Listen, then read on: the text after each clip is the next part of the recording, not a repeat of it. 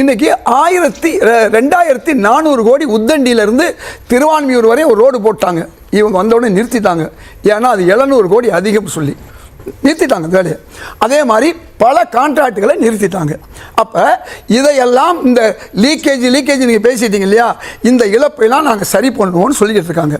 மூணாவது விஷயம், நாங்கள் முந்தின ஆட்சி செஞ்ச எதையுமே நாங்கள் தடுக்கலை. இன்றைக்கி என்ன பண்ணிட்டாங்க, நீங்கள் இது நம்ம பஸ்ஸு வசதி அதிகப்படுத்துனது மட்டும் இல்லாமல் 100 யூனிட்டை 200 யூனிட் ஆக்கினது மட்டும் இல்லாமல் இதே திமுக அரசு கொடுத்த 5வது வகுப்பு வரையும் கொடுத்த அந்த இலவச உணவை நிச்சயமாக நாங்கள் 8வது வரையும் கொடுக்குறோம் சொல்லி திமுக அரசு அறிவிச்சிட்டாங்க.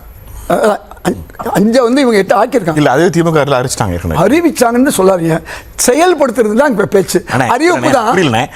நான் என்ன கேட்குறேன், நான் இப்போ திரும்ப சொல்றேங்க, திமுக ஆட்சி செஞ்சதை இவங்க இன்னும் சிறப்பாக கூடுதலாக செய்யணும்னு சொல்லியிருக்காங்க. இல்லை, எனக்கு புரியல. ஒரு அரசு எடுத்த கொள்கை முடிவு ஏற்கனவே 5ஆம் வகுப்பு வரை இருந்த காலை உணவு திட்டத்தை 8ஆம் வகுப்பு வரை நீட்டிக்கப்படுகிறதுன்னு போன ஆட்சியில் சொல்லிட்டாங்க. நான் சொல்றேன், நீங்க திரும்ப அதே வரையும் தான் கொடுத்தாங்க. அதுவே உலகத்திலேயே நான் பாராட்டக்கூடியது முதல்வர் ஸ்டாலின்.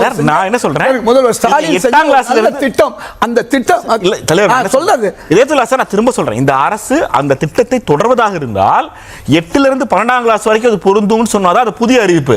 8ஆம் கிளாஸ் வரைக்கும் நீட்டிக்கிறோங்கிறது கடந்த ஆட்சியில் ஏற்கனவே அறிவித்த அறிவிப்புன்னு நான் சொல்றேன். அறிவிப்பு வேற, செயல்படுத்துறது வேற, அதுக்கு நிதி ஒதுக்குறது வேற. கொஞ்சம் நீங்க தெரிஞ்சுக்கங்க, ஒண்ணுக்கு ஒரு வித்தியாசம் இருக்கு. இல்ல பாருங்க, ஒரு சில திமுக ஆட்சி தொடர்ந்து இருந்தா இந்த பட்ஜெட்ல அவங்க நிதி ஒதுக்கி இருப்பாங்க, அவ்வளவுதான் வித்தியாசம்.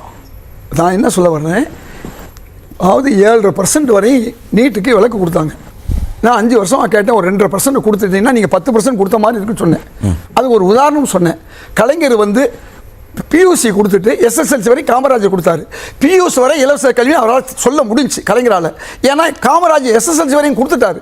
அது மாதிரி நீங்கள் சொன்னது அறிக்கை இன்னைக்கு செயல்பாட்டுக்கு வந்திருக்கு. அப்போ இந்த ஒவ்வொரு விஷயங்களையும் லீக்கேஜை நாங்கள் எப்படி கொண்டு வர போகிறோம்னு சொல்கிறாங்க.